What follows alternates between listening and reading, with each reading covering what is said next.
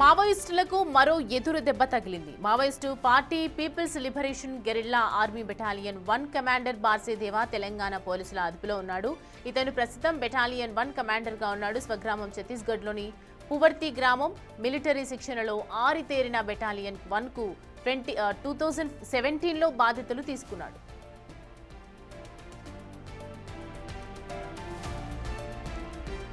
ఇటీవల top commander Madavi Hidma ఎన్కౌంటర్లో చనిపోగా అతని స్థానంలో బార్సేదేవా బాధ్యతలు తీసుకున్నాడు. అయితే ములుగు భూపాలపల్లి సరిహద్దు అటవీ ప్రాంతంలో ఇతడిని పోలీసులు అదుపులోకి తీసుకున్నారు. దేవాతో పాటు మరో 15 మంది మావోయిస్టులను అదుపులోకి తీసుకున్నట్టు తెలుస్తోంది. ఇవాళ రేపు మీడియా ముందు ప్రవేశపెట్టనున్నట్లు సమాచారం.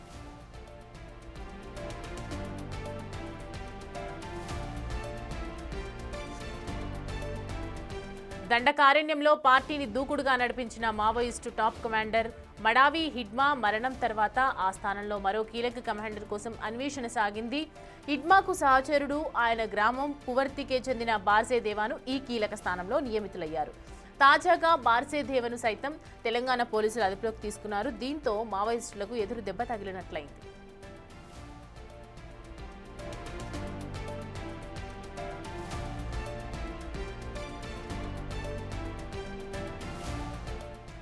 మావోయిస్టు మరోవైపు చూస్తే కమాండర్ బార్సేదేవా మరో 15 మంది మావోయిస్టులను వెంటనే కోర్టులో హాజరుపరచాలని ప్రొఫెసర్ హరగోపాల్ డిమాండ్ చేశారు.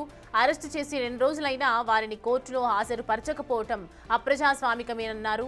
చట్ట ప్రకారం రాజ్యాంగబద్ధంగా కోర్టులో హాజరుపరచాలని తెలంగాణ ప్రభుత్వాన్ని కోరారు.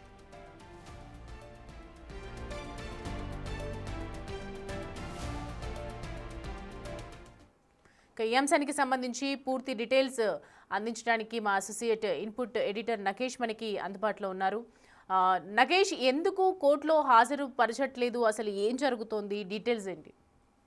ఇవాళ రేపు బార్సేదేవాతో పాటు మరో 15 మందిని కోర్టులో మామూలుగా పోలీసుల ముందు, అంటే పోలీసులు మీడియా ముందు తీసుకురానున్నారు.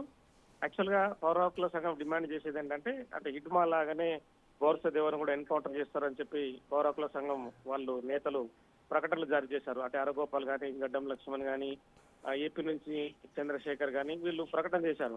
అంటే హిడ్మా ఎన్కౌంటర్ తర్వాత బార్సేదేవాను పట్టుకోవడం అనేది కూడా చాలా ఇంపార్టెంట్ విషయం. తెలంగాణ ఎస్ఐబి ఈ విషయంలో అంటే బిగ్గెస్ట్ వాళ్ళు అంటే ప్రగతిని సాధించారని చెప్పవచ్చు. ఎందుకంటే బార్సేదేవా ప్రస్తుతం మిలిటరీ కమాండర్ చీఫ్ గా బాధ్యతలు నిర్వహిస్తున్నాడు.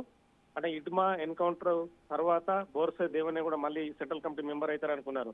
కానీ ప్రస్తుత పరిస్థితి మావోయిస్టులకు అనుకూలంగా లేదు. అంటే దండకారణ్యం అంతా కూడా జల్లెడ పట్టడం, ఆపరేషన్ కగారు కొనసాగుతుండడంతో వాళ్ళ పరిస్థితి కొంత దయనీయంగా మారింది. ఈ క్రమంలోనే తెలంగాణ ఎస్ఐబి చీఫ్ సుమతి గాని, ఇంటెలిజెన్స్ చీఫ్ విజయ్ కుమార్ గాని, డీజీపీ శ్వేతారెడ్డి రెడ్డి గాని ఫుల్ ఎఫర్ట్స్ ని లొంగుబాటుగా పెట్టారని చెప్పొచ్చు. ఈ మధ్య కాలంలో పాక హనుమంతు అలియాస్ గణేష్ ఎన్కౌంటర్ తర్వాత చాలా మందిని లొంగుబాటుకు తీసుకురావాలనేదే ముఖ్యమంత్రి రేవంత్ రెడ్డి ఓవరాల్ గా వాళ్ళకి అంటే దిశానిర్దేశం చేస్తున్నాడు. అంటే లొంగుబాటు అనేది చాలా ఇంపార్టెంట్ విషయం. వాళ్ళకి వచ్చే రివార్డుతో పాటు వాళ్ళకి ఆవాసం కల్పించడం, వాళ్ళకు అంటే భవిష్యత్తులో వాళ్ళకి ఎలాంటి ఇబ్బందులు కలగకుండా చూసుకోవడం అనేది ఖచ్చితంగా అని చెప్పారు. అంటే వాళ్ళది ఛత్తీస్గఢ్ రాష్ట్రం ఓయూ పారా అయినా కూడా తెలంగాణ పోలీసుల ముందు లొంగిపోవడం అనేది కూడా ఖచ్చితంగా ఇంపార్టెంట్ గా చూడవచ్చు. ఎందుకంటే ఛత్తీస్గఢ్ కానీ, మహారాష్ట్ర కానీ అక్కడ పోలీసుల ముందు లొంగిపోవడానికి కూడా వాళ్ళు ఒప్పుకున్నట్టుగా తెలుస్తుంది. ఎందుకంటే అక్కడికి వెళ్తే కనుక ఖచ్చితంగా ఎన్కౌంటర్ అవుతామనే భయం వాళ్ళలో నెలకొంది. అంటే తెలంగాణ పోలీసులు కూడా మొదటి నుంచి కూడా లొంగుబాటుకి వాళ్ళందరినీ ముందుకు తీసుకొస్తున్నారు. అంటే ఇప్పటికీ Tirupati alias Devaraju Maoist chief కానీ, గణపతి కానీ ఇంకా కొంతమంది అంటే ఎవరైతే 35 నుంచి 50 మంది వరకు తెలంగాణలో నగర నేతలు ఉన్నారు, వాళ్ళ లొంగుబాటు కూడా ఇంకా ప్రయత్నాలు కొనసాగుతున్నాయి.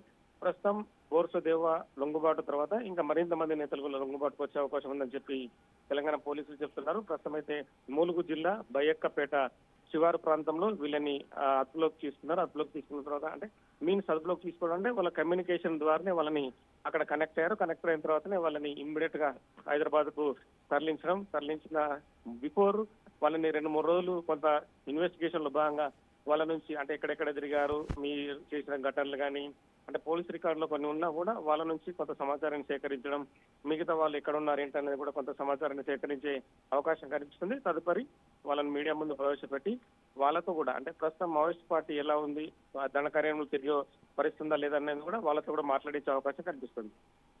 Right Nagesh, thank you. Right, చూస్తున్నాం కదా బాసే దేవా ఎప్పుడైతే ప్రస్తుతం అదుపులోకి తీసుకోవడం జరిగిందో దీని తర్వాత ఇంకా మెయిన్గా ఎవరైతే మావోయిస్టులు లీడర్గా ఉన్నారో వాళ్ళని ఖచ్చితంగా అదుపులో తీసుకునే విధంగా కార్యాచరణ అయితే సిద్ధం చేశారు పోలీసులు. కేంద్ర బలగాలు ఏదైతే కేంద్రం తీసుకున్నటువంటి డిసిషన్ మేలోగా కంప్లీట్ చేయాలి అన్న దానిపై కట్టుబడి ఉంటామని చెప్పి ఒకవైపు పోలీసులు కూడా చెప్తున్నారు.